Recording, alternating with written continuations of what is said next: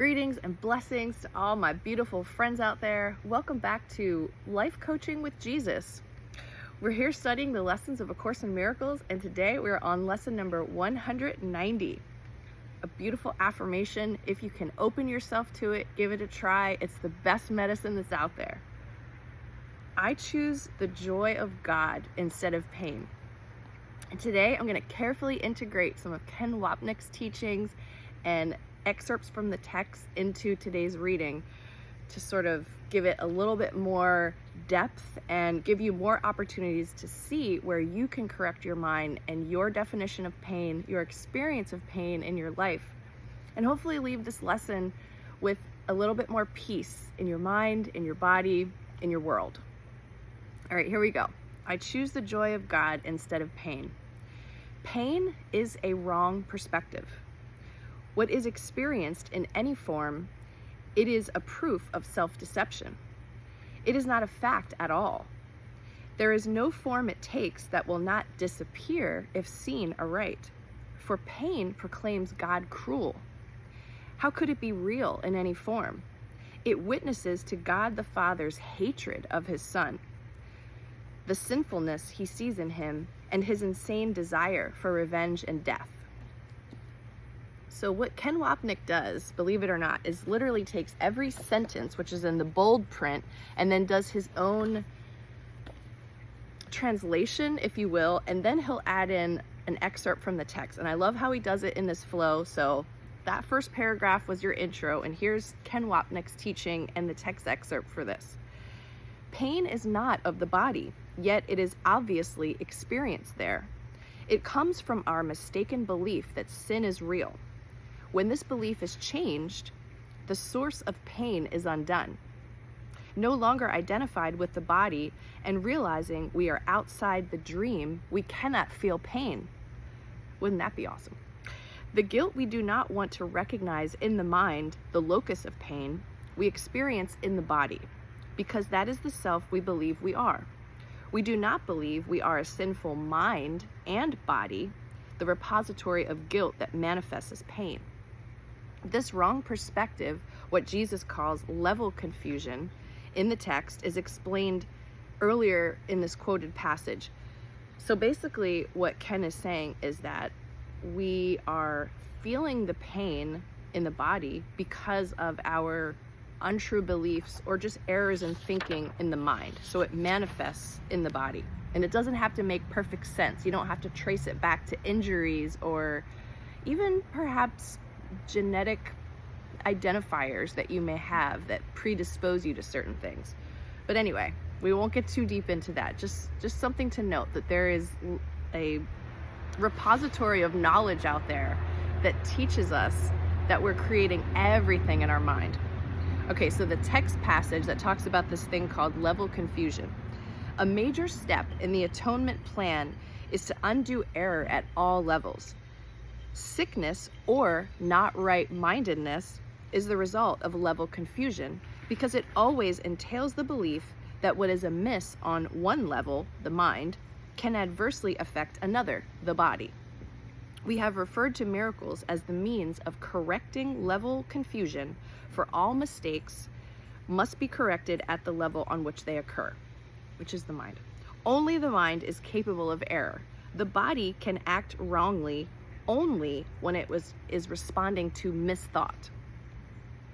So then Ken goes on to say, as we now see, the ego uses this thing called level confusion to teach us pain is our just deserts because of our sin against God. In other words, we deserve the punishment.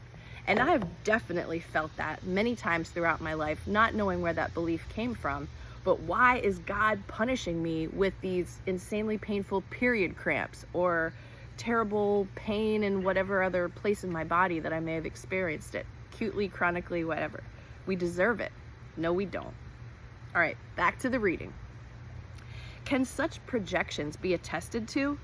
Can they be anything but wholly false? Pain is but witness to the son's mistakes in what he thinks he is. It is a dream of fierce retaliation for a crime that could not be committed, for attack on what is wholly unassailable. It is a nightmare of abandonment by an eternal love which could not leave the Son whom it created out of love.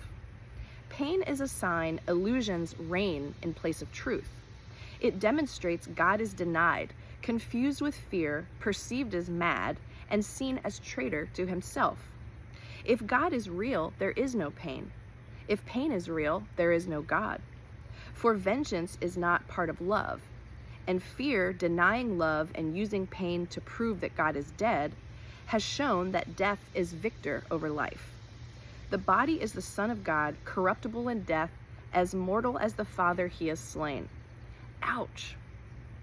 Peace to such foolishness, Jesus says. The time has come to laugh at such insane ideas. There is no need to think of them as savage crimes or secret sins with weighty consequence. Who but a madman could conceive of them as cause of anything? Their witness, pain, is mad as they, and no more to be feared than the insane illusions which it shields and tries to demonstrate must still be true. It is your thoughts alone that cause you pain.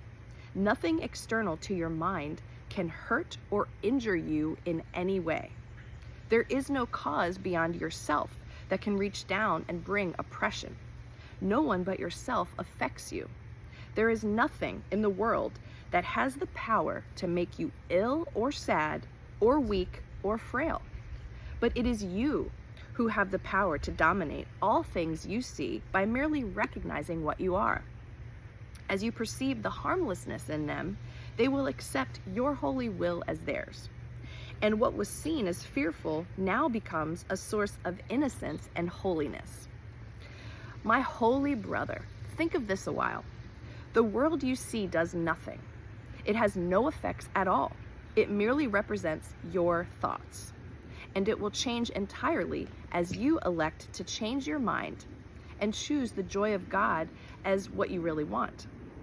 Yourself is radiant in this holy joy, unchanged, unchanging, and unchangeable forever and forever. And would you deny a little corner of your mind its own inheritance and keep it as a hospital for pain, a sickly place where living things must come at last to die? The world may seem to cause you pain, and yet the world as causeless has no power to cause. As an effect, it cannot make effects. As an illusion, it is what you wish. Your idle wishes represent its pains. Your strange desires bring it evil dreams. Your thoughts of death envelop it in fear, while your kind forgiveness does it live. Pain is the thought of evil taking form and working havoc in your holy mind. Pain is the ransom you have gladly paid not to be free. Oh my gosh, that's a mic drop moment. I'm going to read that again. Pain is the thought of evil taking form and working havoc in your holy mind. Pain is the ransom you have gladly paid not to be free. In pain is God denied the Son he loves. In pain does fear appear to triumph over love, and time replace eternity in heaven.